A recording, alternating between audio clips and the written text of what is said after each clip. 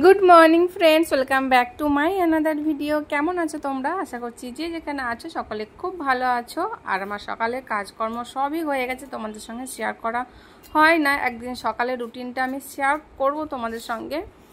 তো চলো, স্নান হয়ে গেছে আমার, সকাল সকাল স্নান করে নিয়েছি, পুজো দিয়ে নিয়েছি। এবার আমি রান্না করতে যাব, মানে যুদ্ধে নামবো। তার আগে একটু আমি নিজেকে রেডি করে নিচ্ছি। মানে যুদ্ধে নামার আগে নিজেকে তো রেডি করতে হয়, তাই না? তাছাড়া যুদ্ধ করাকালীন তো আর রেডি হওয়া যায় না। সেরকম একটা ব্যাপার।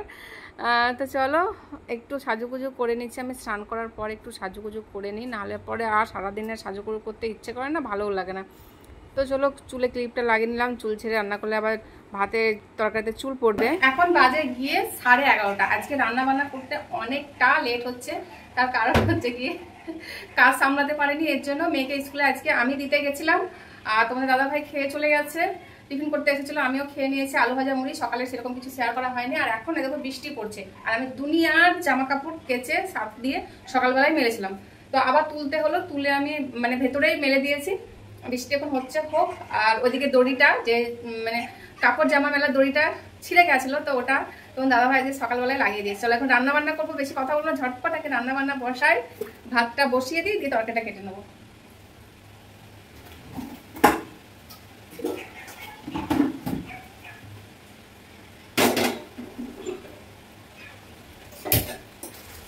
আজকে দুটো রেসিপি রান্না হবে।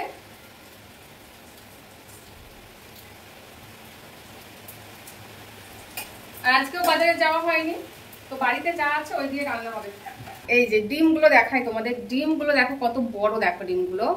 এই ডিমগুলো নেওয়া হয়েছে যেখানে ডিম বিক্রি করে সেখান থেকে নেওয়া হয়েছে, এর জন্য ডিমগুলো এতটা বড়। না হলে পরে এমনি মুদিখানা থেকে, দোকান থেকে ডিম আনলে পরে ছোট্ট ছোট্ট ডিম দেয়, এইটুকু এইটুকু ডিম দেয়। আর ওটা একই দাম নাই, এই ডিমের যা দাম ছোট ডিমের একই দাম, কিন্তু ছোট ডিমের কিন্তু আলাদা দাম থাকে, ছোট ডিমের কম দাম থাকে। জানাটা শুধু হাওয়া দিচ্ছে লেগে। এই দেখো ডিমটা, দেখো ডিমের সাইজটা দেখো কত বড় বড়, এই যে এত বড় বড়। দেখে লোভ লাগছে, বড় বড় ডিম দেখলে তো লোভ লাগবে সবার, তাই না?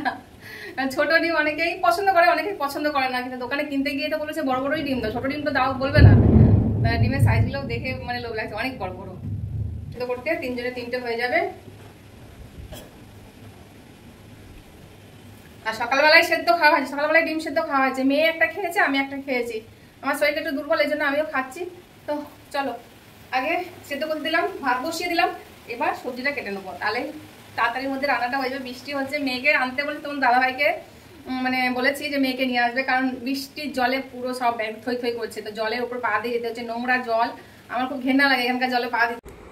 আর আজকে রান্না হচ্ছে কিন্তু দুটো রেসিপির। আমি কিন্তু কিছুদিন যাবৎ বাজারে যাচ্ছি না, যেহেতু শরীরটা আমার দুর্বল অনেকটাই, প্রেশারটা একদমই লো, এর জন্য আমি বাজার হাটে যাচ্ছি না, চলাফেরা একটু কম করছি, ঘরের মধ্যেই থাকছি। তো বাড়িতে যা আছে ওই দিয়ে রান্না করব, বাড়িতে যা আছে। তো বাড়িতে পুঁই শাক ছিল, আলু ছিল, পটল ছিল, ওই দিয়ে একটা তরকারি করব। পুঁই শাক, আলু, পটল আর মসুর ডাল দিয়ে করব। মসুর ডাল দিয়ে পুঁই শাক খেতে কিন্তু হেভি লাগে, দারুণ লাগে। আর করব ডিম, বাড়িতে ডিম আছে, তো ডিম রান্না করব, ডিমের কারি করব, আর পুঁই শাকের তরকারি করব। পুঁই শাকের তরকারিটা ভালো করে করব, আর ডিমের কারিটাও বেশ ভালো করে করতে হবে, যেহেতু তরকারি জোর না থাকলে এবার ভাত খেতে পারবে না। তোমাদের দাদাভাই কাজ করে আসে, তো একটু খাবার দাবার, দুপুরবেলার খাবারটা একটু ভালো না হলে পরে ওর ঠিক ভালো লাগে না, এর জন্য।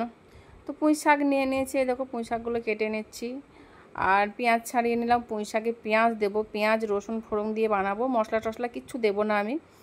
তোমার দাদাভাই অনেকদিন ধরে চেয়েছে পুঁই শাক রেখে দে মাছের মাথা দিয়ে, তা আর হয় না, কারণ আমি বাজারে যাচ্ছি না বলে মাছের মাথা কিনে আনা হচ্ছে না। তোমার দাদাভাই যায়, মানে মাঝে সাঝে যায় বাজারে, মাছ মাংস থাকলে এনে দেয়, কিন্তু আর আনা আর হচ্ছে না।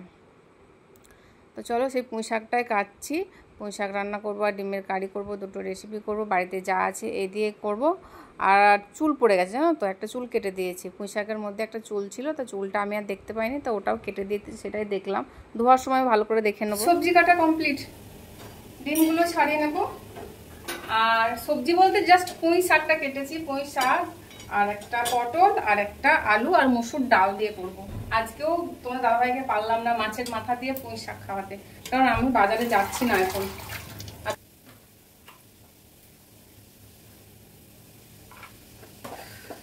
আগে পুঁই শাকটা দেবো। পরশুদিন তো হয়েছিল পুঁই শাক, কালকে করিনি, পরশুদিন। লবণ, এবার দিয়ে দেবো পুঁই শাকটা, দিয়ে ডালটা পরে দেবো, তারপরে ছুঁকে দিলে হয়ে যাবে। আজকে ওই শাক কাটতে গিয়ে একটা চুল কেটে দিয়েছি, চালাই করেছি চুলটা, যদিও ফেলে দিয়েছি কিন্তু তবুও যদি বা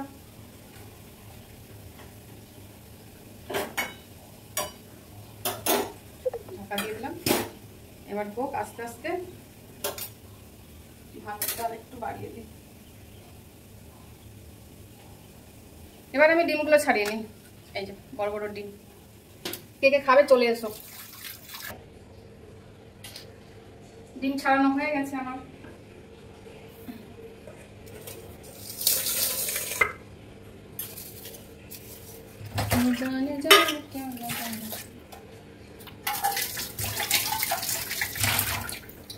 কটা বাজে কে জানে, দেখি মেয়েকে আনতে যেতে হবে আবার।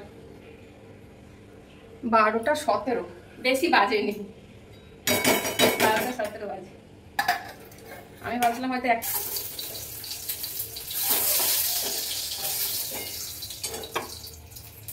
বড় বড় সাইজের ডিমের কারি।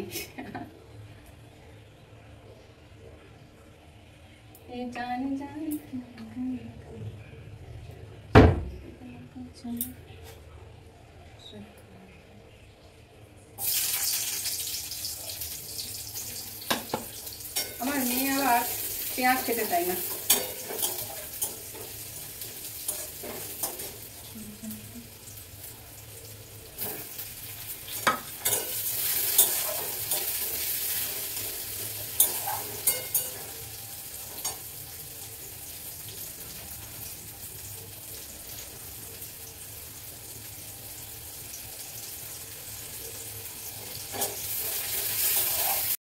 তো চলো রান্না বান্না কমপ্লিট করে এই যে তোমার দাদাভাই চলে এসে খেতে বসে গেছি আমরা।